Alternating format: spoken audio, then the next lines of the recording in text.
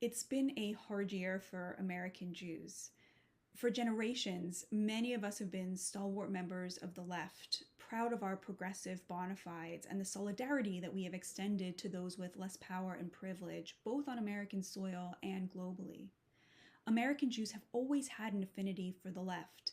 As new arrivals here, we were overwhelmingly working class and brought a keen sense of the injustices suffered in the old country into the labor movement.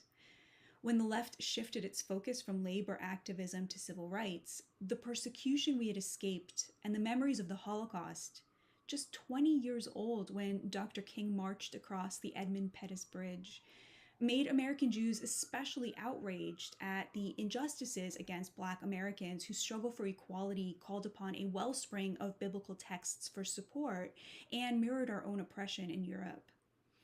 Even as the left moved into a more identity-based iteration at the end of the 20th century, progressive American Jews felt that it was our role as people with privilege to stand with the oppressed, be they women or LGBTQ communities or undocumented immigrants.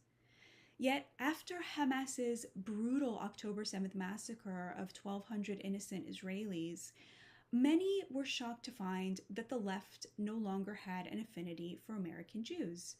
American Jews felt abandoned by the left, which seemed eager to erase, excuse, whitewash, or even celebrate Hamas's crimes against our brothers and sisters. For many Jews, it was a shocking wake-up call, leaving them feeling politically homeless. I can empathize. It's a process I went through 5 or 6 years ago myself. That's when it became clear to me that the left hadn't just left us, it had left the very values that drew Jews to the left in the first place. And yet, since then, I have come to believe that there is an inheritor of those values, especially the pro-labor approach to the economy. And the case I'd like to make to you today is that the inheritor of that tradition of American Jews is Donald Trump.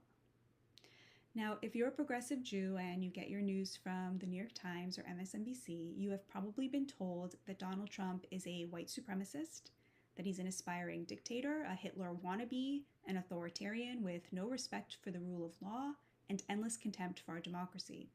You may believe that he will implement a federal abortion ban, that he said Jews are to blame if he loses, that there will be a bloodbath if he loses, and that he called neo-Nazis very fine people. And I understand why all of this feels disqualifying, but let's take the example of Trump calling neo-Nazis very fine people. Here's the clip. And you had some very bad people in that group, but you also had people that were very fine people on both sides. You had people, and I'm not talking about the neo-Nazis and the white nationalists, because they should be condemned totally.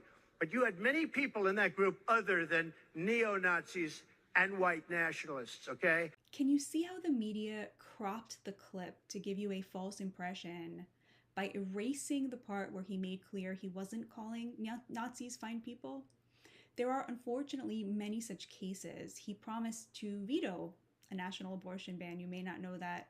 The bloodbath comment was about the auto industry. Here's the clip of Donald Trump saying he'd be a dictator. I love this guy. He says, "You're not going to be a dictator, are you?" I said, no, other than day one. We're closing the border and we're drilling. After that, I'm not a dictator, okay? Now, beyond the fact that Trump is very obviously making a joke about how he is perceived by Democrats, the extent of being a dictator that Trump is planning for day one, if we were to take him at his word, is to implement totally legal executive orders on the border and on American energy. More importantly, there is a dividing line in our country between those who believe the narrative about Trump being a unique threat and those who believe the opposite, that he is a unique champion for our struggling working class. There is a line dividing those who believe his personality and character should be disqualifying, and those who believe that only a person with such disregard for how he is perceived could have made so many necessary and important changes to the country. There's a line dividing those who feel that 91 indictments mean that surely he's guilty of something, and those who feel that when there are 91 indictments, they will stop at nothing to get him. And that dividing line is the class divide separating Americans with a college degree from Americans without one. We're seeing a historic realignment in American politics. The GOP under Trump's influence has become the party of the working class, increasingly of all races. From 2016 to 2024, Trump has grown his share of Black and Hispanic voters, especially men without a college degree, to historic levels for a Republican. The mark he's made on labor is equally vivid. The Teamsters Union, 1.3 million strong, refused to endorse Vice President Kamala Harris after it became clear that 60% of their rank and file were voting for Trump. This is the case with many labor unions. The Democrats portray themselves as the party of organized labor, and yet the majority of rank and file when it comes to labor unions is in Trump's camp, even as the national leadership continues to endorse the Democratic candidate. Now, we in the laptop class may think that the PRO Act is how you support labor, but it is my view that working people, many of whom are living on a shoestring budget, are the best judges of which president stands for their interests. And when you talk to working class voters, as I did for my book, Second Class, they point to the specific Trump-era policies that put money in their pockets. Tariffs, a trade war with China, reshoring manufacturing, and immigration controls, which restricted the supply of labor and resulted in the first wage growth the working class had seen in decades. But as the working class defected to the right, the Democrats began to grow their share of the affluent. And today, Democrats now receive the support of 65% of American households making over $500,000 a year. Democrats are the recipients of 75% of Wall Street donations, and they represent 9 of the 10 richest counties in the country. Harris is absolutely dominating with the college-educated, especially college-educated women. Now, why did this happen? Why did labor abandon the Democratic Party for Trump? Because, as with the Jews, the left abandoned them. Today's progressive movement is less about labor or rights and more focused on identity, equity, and a sense of responsibility to the global oppressed. It's why there has been such attrition from the working class. Successive Democratic presidents abandoned a commitment to labor to enhance the economic prospects of the college-educated and cater to their cultural concerns. It's why today the Democrats support late-term abortions, free trade, and zero-emissions environmental policy, as well as a laxity when it comes to illegal immigration. These are all issues that divide Americans based on class. Meanwhile, it is Trump, ironically enough, who has inherited many of the issues traditionally associated with the left. Economically, his protectionist policies on trade and immigration have more in common with the Democrats historically than free trade Republicans. It was the Democrats, including unions, who historically opposed immigration on the grounds that it hurt workers.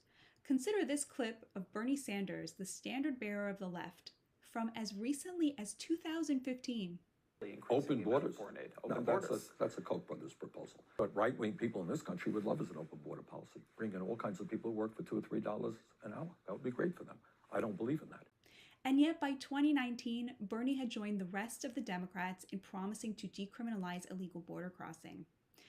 Bernie was right in 2015. Illegal immigration hurts the working class, and a strong border, like Trump had, gives power to workers at the bottom of the wage spectrum, which is exactly what a report found in 2019. Trump's economic policy was closing the wage gap.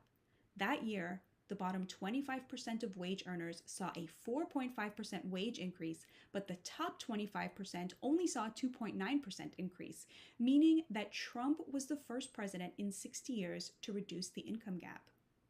And what about Trump's alleged racism, his offensive comments about black jobs, and his opposition to immigrants? Well, up until Trump ran for office, it was understood on the left that mass migration hurts workers, and black workers most of all. A 2010 study by the U.S. Commission on Civil Rights found that the large immigrant inflow from 1980 to 2000 resulted in a labor supply shock that increased the number of workers in the U.S. by 10%, accounting for 40% of the overall 18% decline in black employment rates and 10% increase in the incarceration rate of black high school dropouts.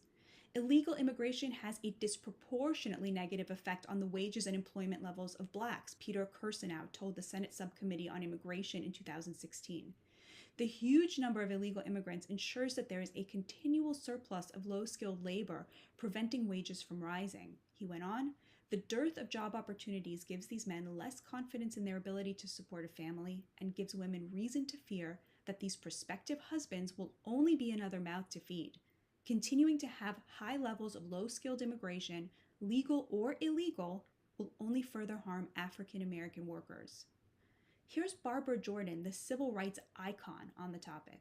If we are to preserve our immigration tradition and our ability to say yes to the people who want to get in and seek entry, we've got to have the strength to say no to the people who are not supposed to get in.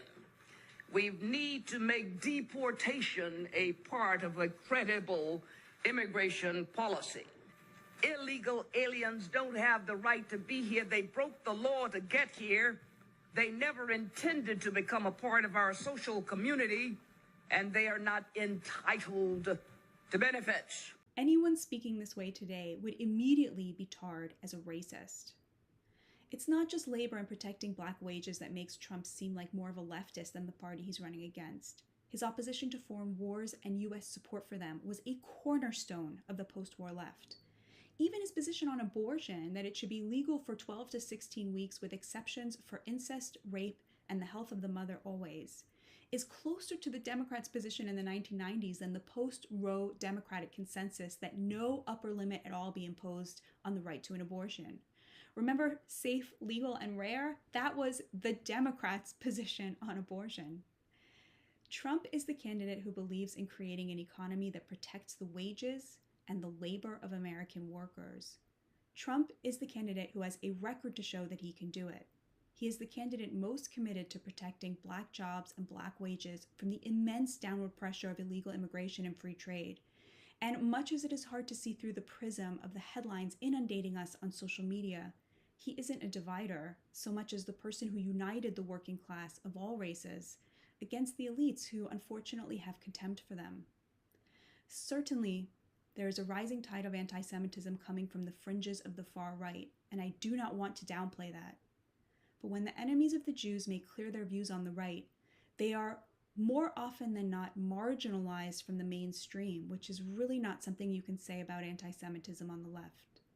Moreover, I think it's easy enough to see that Trump's commitment to peace in the Middle East, based on the historic record of the Abraham Accords, is something many Jews feel in our bones is in our interests. But that's not the reason to vote for him. The reason to vote for Donald Trump is that he is the candidate who stands most clearly for the things that have defined us as American Jews for centuries. The left didn't just abandon us, it abandoned labor. That's who we should go back to standing with, just as America's working class has and always will stand by us.